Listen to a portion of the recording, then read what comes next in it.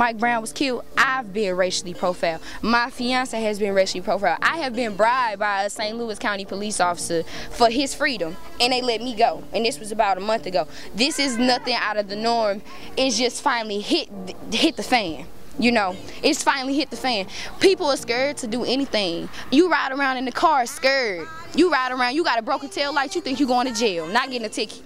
It's ridiculous. People don't have any trust for this police department, don't have any trust for the law.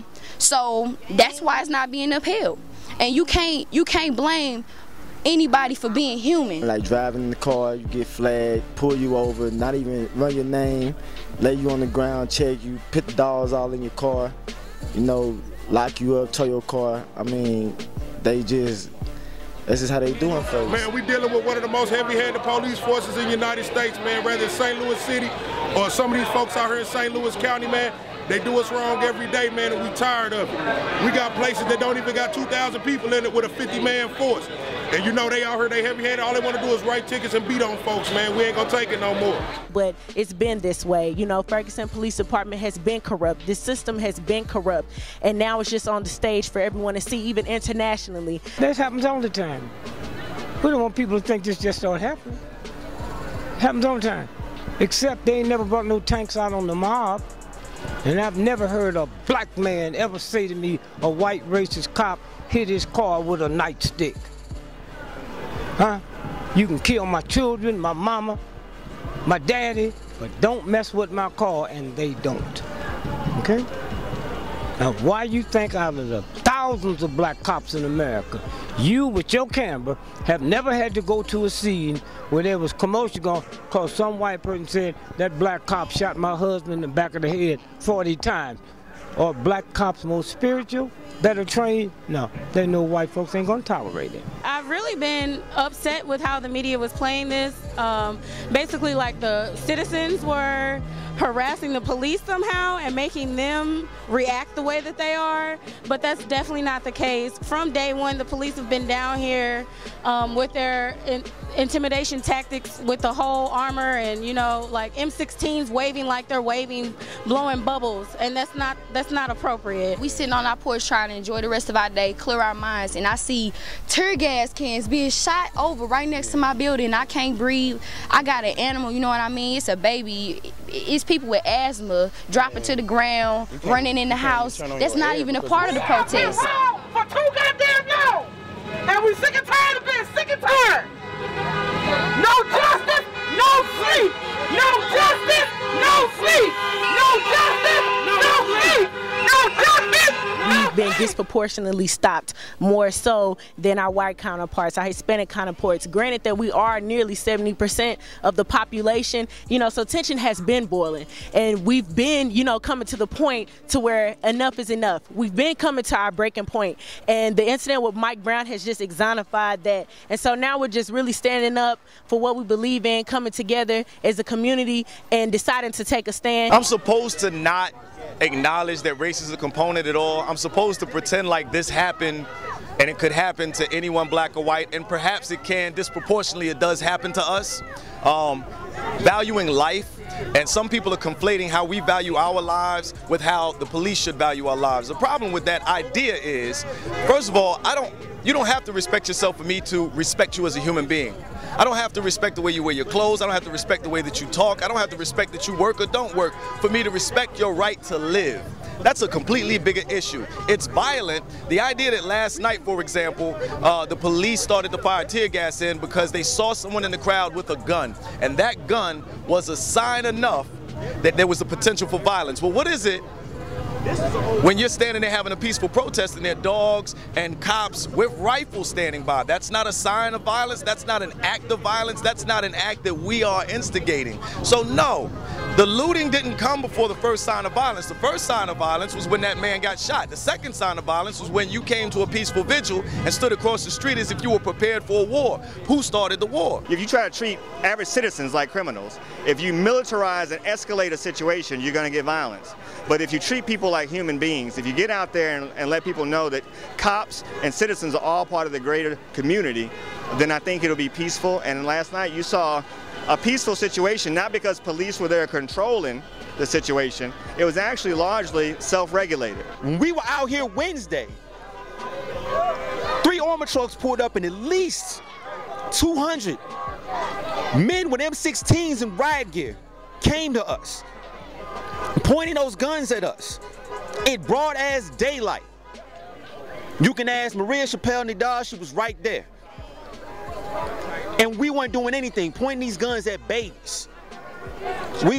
Church ladies, women, and we're coming in peace. So all people are seeing is the rioting. All people are seeing is people reacting. But they don't realize we're reacting. We're not the ones who are actually doing that to these people. They're coming at us, they're shooting with the rubber bullets, they throwing out the tear gas and all of that. At what point do you stop getting smacked and start smacking back? The other night when the police again escalated the situation, started throwing smoke bombs and tear gas into the crowd, and they moved their line forward, and as the tear gas came out, I got into my vehicle and started to raise the windows and close the vents because I believe that that's the best place to be. I haven't experienced this a couple nights before.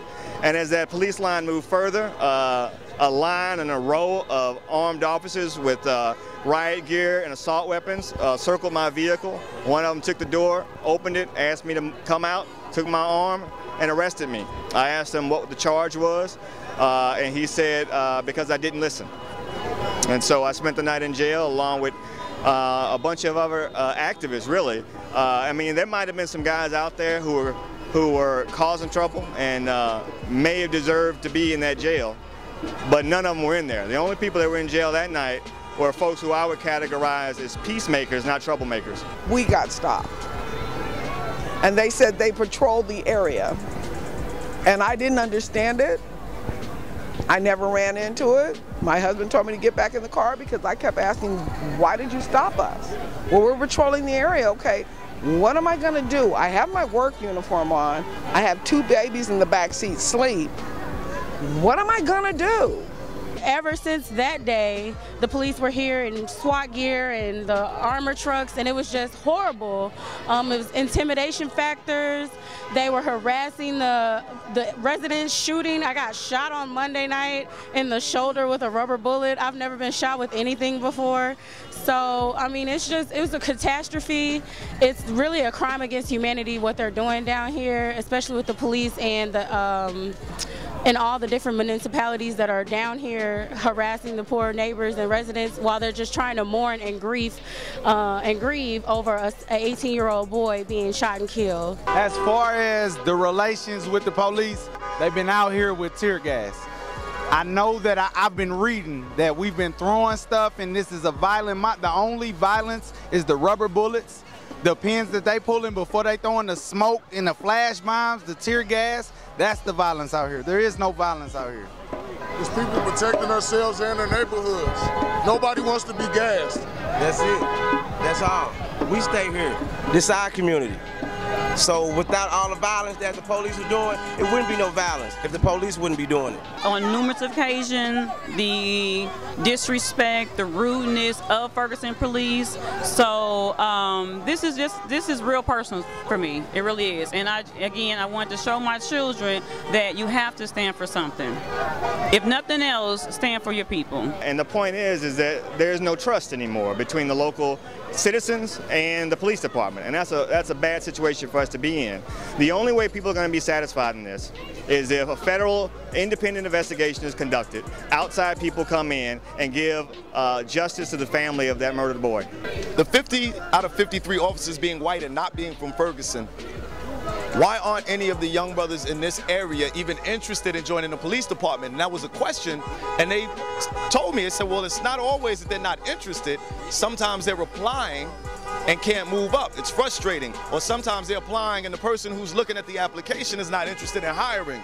Or sometimes, just sometimes, the experience of driving through Delwood, driving through Ferguson, driving through Beverly Hills, driving through Jennings, and being pulled over and ticketed for illegal or improper lane change because they didn't signal, but they didn't change lanes. So all of these things gives them an inherent distrust of the police officers, and why would you want to join an organization that you don't trust? There is a gathering, a peaceful protest for the cop that did kill Mike Brown that will be going down here soon. Not here, of course not here, but it's going down soon. And I challenge a few of y'all people to go down there and just see about the police presence there. See if they're there with riot gear. See if they're there with M16s. No justice, no peace. No justice, no peace. Hands up, don't shoot. Hands up, don't shoot. No justice, no peace. No justice, no peace. Hands up, don't shoot. When do we want it? Now. And I'm proud of Ferguson. I'm proud of what we've done. I'm proud of St. Louis. I'm proud of our supporters that, you know, they have not been silenced and that they are not afraid to take a stand anymore. You know, when we come together, anything is possible. There is power in numbers.